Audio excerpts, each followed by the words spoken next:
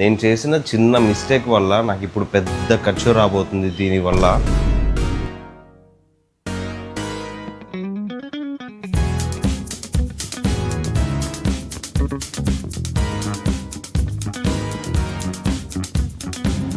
ఆటగాళ్ళు మింగుతున్నాడు.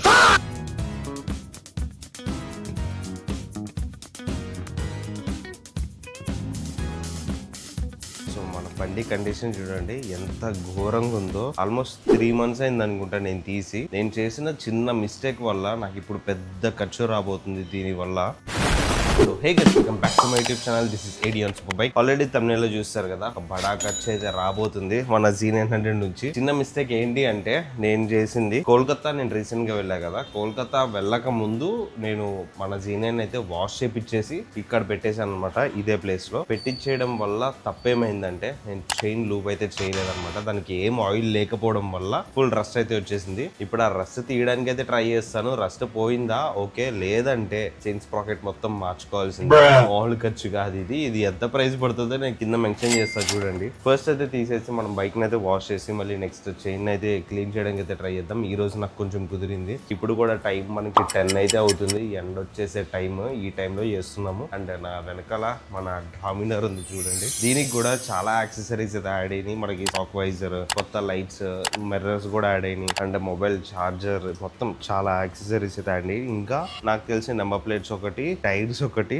ఈ front mobile holder పెట్టడానికి ఒక చిన్న క్లాంప్ లా వస్తుంది. ఇవి మనం చూసుకుంటే చాలు, అయిపోతుంది. సో దీని గురించి నెక్స్ట్ వీడియోలో అయితే మాట్లాడుకుందాం. ప్రెసెంట్ మనం మన Z900 బయటికి తీసి వాషింగ్ అయితే తీసుకెళ్ళిపోదాం. నా Z900 ఈ స్పైడర్లకి వీటికి ఇల్లు అయిపోయింది.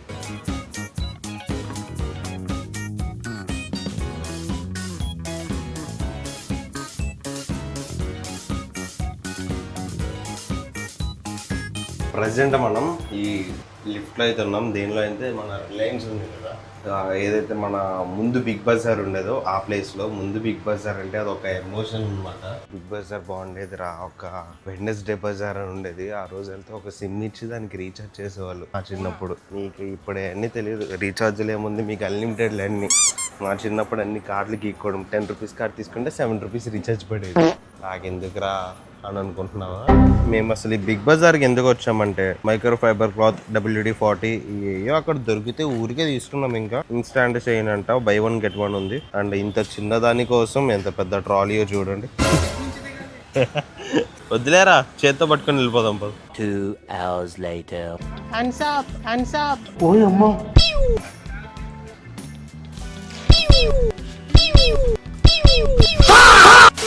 నా బండి మీద ఉన్న మట్టికి ఒక ఇల్లు కట్టేసి అంత మట్టి ఉంది. ఇంటికి వెళ్తుంటే ఆగిపోతుంది.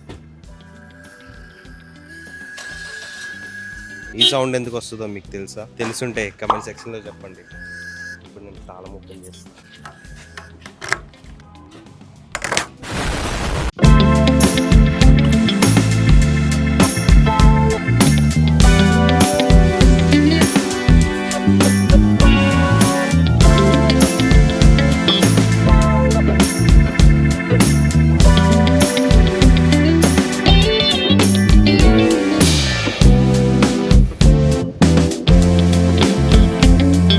ఫస్ట్ అయితే మన బండిని మొత్తం క్లీన్ చేసేసుకుందాం. ఉన్న దుమ్ము, బూజు మొత్తాన్ని తీసేద్దాం. తర్వాత మనం చైన్ పాకెట్కి అయితే వెళ్దాము. ఎందుకంటే నా దగ్గర పెడెక్స్ స్టాండ్ అయితే లేదు. నేను మా ఫ్రెండ్కి ఇచ్చా. అంటే రాష్ట్రం వాళ్ళ ఇంట్లో వాష్ చేసామన్నమాట. ఇచ్చినప్పుడు అక్కడే ఉండిపోయింది. ఇంకా నేను ఎన్నిసార్లు తేమన్నా కానీ వాడు నా ఆటగాలు మింగుతున్నాడు అసలు. ఇప్పుడు ఫోన్ చేసి తిడితే ఇప్పుడు ఒక 10 నిమిషాల్లో తెస్తా అన్నాడు. ఆ లోపు మనం దీన్ని అయితే వాష్ చేసేసుకుందాం. చూడండి ఎలా ఉందో. సో నీట్ గా వాష్ చేసేసుకున్న తర్వాత మనం ఈ చైన్ పనికి అయితే వెళ్దాం. ఆ రస్ట్ చూసారా ఎట్లా కనిపిస్తుందో? అసలు ఆ రస్ట్ చూస్తేనే నాకు ఏడుపు వస్తుంది ఈ బండి గురించి. ఫస్ట్ ఆ పెడెక్స్ స్టాండ్ వస్తే నీట్ గా డీజిల్ వేసుకొని చేసుకుందాం. నేను డీటెయిల్ గా మొత్తం ప్రాపర్ గా చైన్ పాకెట్ ని ఎట్లా క్లీన్ చేసుకోవాలో చూపిస్తా. అలా క్లీన్ చేసుకున్న తర్వాత కూడా నాకు రస్ట్ పోలేదంటే ఒకటే ఆప్షన్, చైన్ పాకెట్ మొత్తం మార్చుకోవాలి. 3 hours later.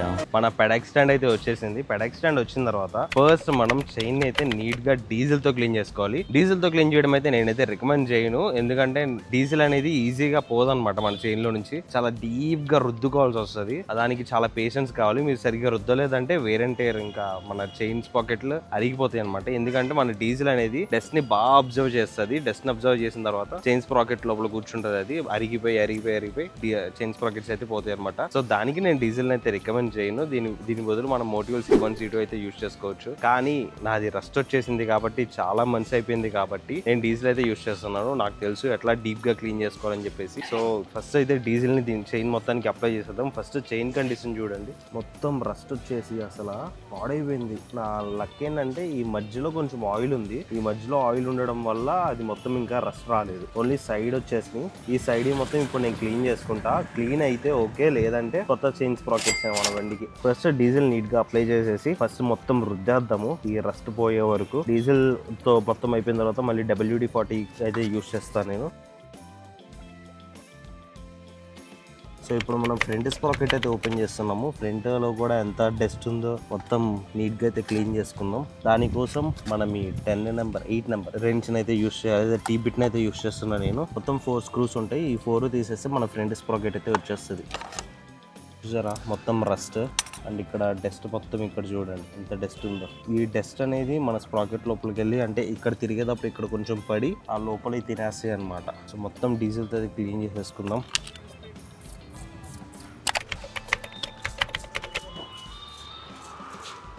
నా దగ్గర ఈ ప్రెషర్ వాషర్ ఉండడం వల్ల చాలా సేవ్ అయిపోయాను నేను. ఇంత డస్ట్ కనిపిస్తుంది కదా, జస్ట్ దీన్ని కింద పెట్టేసి ప్రెషర్ వాషర్తో కొడితే మొత్తం పోతుంది. మామూలుగా అయితే బ్రష్ పెట్టి రుద్దుతా కూర్చోవాలి, ఇది అంత ఈజీగా అయితే పోదు. బట్ కానీ ప్రెషర్ వాషర్ ఉంటే ఈజీగా అయితే పోతుంది అనమాట.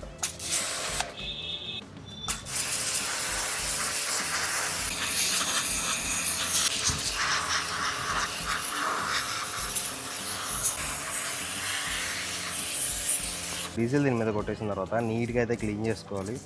మీరు ముందుకి ఇప్పటికే చాలా డిఫరెన్స్ కనిపించేస్తుంది. ఇది మొత్తం క్లీన్ అయిపోయిన తర్వాత కొత్త పాటలా అయిపోతుంది. సో ఇలా మెయింటైన్ చేసుకోవాలి ముందు స్ప్రాకెట్ని. ముందు స్ప్రాకెట్ ఎవడు పట్టించుకోడు, వెనకాల జస్ట్ క్లీన్ చేసుకొని వదిలేస్తారు. కానీ ముందుదే చాలా మెయిన్. మనం డీజిల్తో నానబెట్టింది నీట్గా అయితే క్లీన్ చేసేసుకోవాలి. ఆల్మోస్ట్ పోతుంది చూడండి. ఇక్కడ కొంచెం జూమ్ చేయరా, దగ్గర నుంచి చూపి 3x లో పెట్టి. ఇక్కడ రస్ట్ ఉంది కదా, ఈ రస్ట్ నేను క్లీన్ చేస్తా, ఈజీగా పోతుంది చూడండి. అంటే డీజిల్ లో నానబెట్టాం కదా, నానబెట్టడం ఈజ్ ది సీక్రెట్ కోడ్ అనమాట. కోడా రెసిపీ. సో ఇక్కడ మీరు గమనించినట్టయితే రస్ట్ అంతా పోయింది ఇక్కడ. సో ఇప్పుడు నెక్స్ట్ అన్ని ఇట్లాగే ఒక్కొక్క స్ప్రాకెట్ పట్టుకొని, అదే ఒక్కొక్క లింక్ పట్టుకొని ప్రతిదీ నీట్ గా గీక్కోవాలి. ఇంకోసారి అవ్వకుండా అయితే చూసుకోవాలి, ఇంకోసారి అయితే దోలు తీరిపోద్ది. డీజిల్తో క్లీన్ చేయడం అయితే అయిపోయింది. నెక్స్ట్ మనం WD-40 కొట్టి కూడా నీట్గా అయితే క్లీన్ చేసేసుకున్నాము. ఈ ఎండ వల్ల మా ఊడు నుంచోట్ల అసలు వెళ్ళిపోయి లోపల ఏసీలో కూర్చుంటున్నాడు. నాకంటే ఇష్టాలు కాబట్టి నాకు తప్పట్లేదు అనమాట. సో ఆల్మోస్ట్ 90 కాదు 80% వరకు అయితే మొత్తం పోయింది. ఈ కొంచెం WD-40 వాడి చైన్ లూప్ వాడితే నెక్స్ట్ టైంకి తగ్గిపోతుంది అనమాట. ఇప్పుడు నేను క్లీన్ చేసి చూపిస్తాను. ఫస్ట్ అయితే దీని కండిషన్ చూడండి.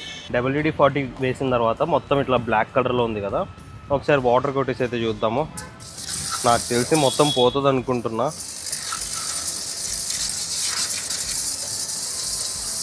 ఆల్మోస్ట్ పోయింది. చెప్పా కదా 80% వరకు పోయింది.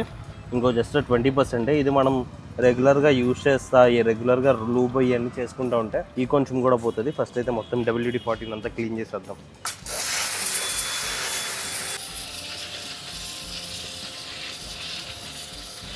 ఇంకా మన లాస్ట్ ప్రాసెస్ చైన్ లూప్ చేయడం. నేనైతే మోటోమాక్స్ వాళ్ళది యూజ్ చేస్తున్నా, మనకి ఇక్కడ కావాల్సి అన్ని దొరకవు కాబట్టి. సో మొత్తం అయిపోయింది కదా. చైన్ లూప్ కూడా మనకి ఒక మెయిన్ రూల్ ఉంటుంది ఏంటంటే, ఈ లెఫ్ట్ ఇక్కడ గ్యాప్ లో, ఈ రైట్ గ్యాప్ లో కొట్టుకుంటూ ఉండాలి. అప్పుడు మొత్తానికి స్ప్రెడ్ అవుతుంది అనమాట. స్టార్ట్ చేసి అయితే చేస్తా, ఇంకొప్పిక లేదు.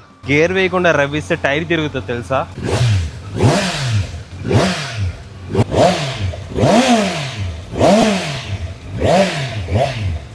గేరే వేయనా, జస్ట్ ఐడియాలోనే ఉంది. ఇప్పుడు గేర్ వేస్తున్నా.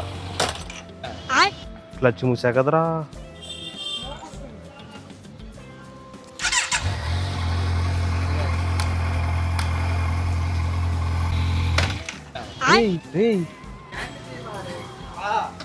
యా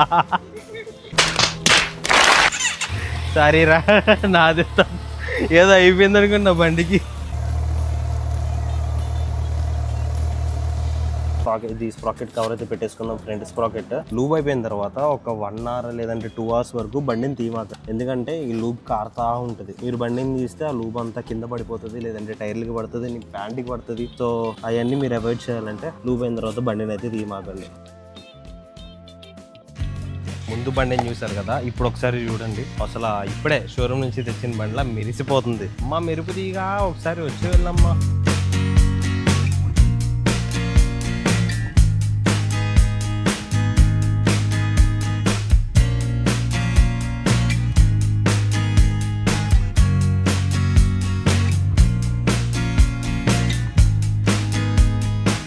సో మన బండి క్లీనింగ్ అయితే నీట్గా అయిపోయింది. సో ఇప్పుడు చూడండి ఎంత క్లీన్గా నీట్గా ఉందో. ఇప్పుడే మనం షోరూమ్ నుంచి తీసుకున్న బండి లాగా. సో ఎప్పుడో మనం 10కి స్టార్ట్ చేస్తే ఇప్పుడు టైం ఎంతరా? 12:30 అయింది. 12:40 ఇప్పుడు 10కి స్టార్ట్ చేస్తే 11 3.5 hours ఒక సినిమా చూసినంతసేపు పట్టింది మాకు దీన్ని క్లీన్ చేయడానికి. సో కానీ ఇప్పుడు బండి కొంచెం ప్రాపర్ గా ఉందన్నమాట. వెనకాల టైర్ లో గాలి కొట్టించుకోవాలి, ఎందుకంటే చాలా రోజులైంది కదా, గాలి అయితే తగ్గిపోద్ది. ఇంకా ఇది మన బైక్ ని క్లీన్ చేసుకోవాల్సిన ప్రాసెస్ అన్నమాట. మనం చాలా రోజుల తర్వాత తీస్తే ఫస్ట్ డీజిల్ తో అయితే క్లీన్ చేసుకోండి. డీజిల్ తో క్లీన్ చేస్తే గుర్తుపెట్టుకోవాల్సింది ఒక పాయింట్ ఏంటంటే నీట్ గా డీప్ క్లీన్ చేసుకోవాలి, లేదంటే డస్ట్ ని అట్రాక్ట్ చేసేసుకొని ప్రాకెట్లు అయితే తినేస్తుంది. లేదంటే WD-40 పెట్టి క్లీన్ చేసుకున్నా సరిపోతుంది. WD-40 పెట్టుకొని చేసుకున్న తర్వాత నీట్ గా మొత్తం రుద్దేసి నీట్ గా క్లాత్ తో క్లీన్ చేసేసుకున్న తర్వాత దానికి లూబ్ అయితే అప్లై చేయండి. లూబ్ అప్లై చేసిన తర్వాత 2 hours దాకా అయితే బండి తీమాకండి. నేను అప్లై చేసి ఆల్మోస్ట్ హాఫ్ అన్ అవర్ దాకా అయితే అయింది. హాఫ్ అన్ అవర్ అయిన తర్వాత నేను దీనిపైన ఒక కోటింగ్ అయితే వేసాను, కొంచెం గ్లాసీ ఫినిష్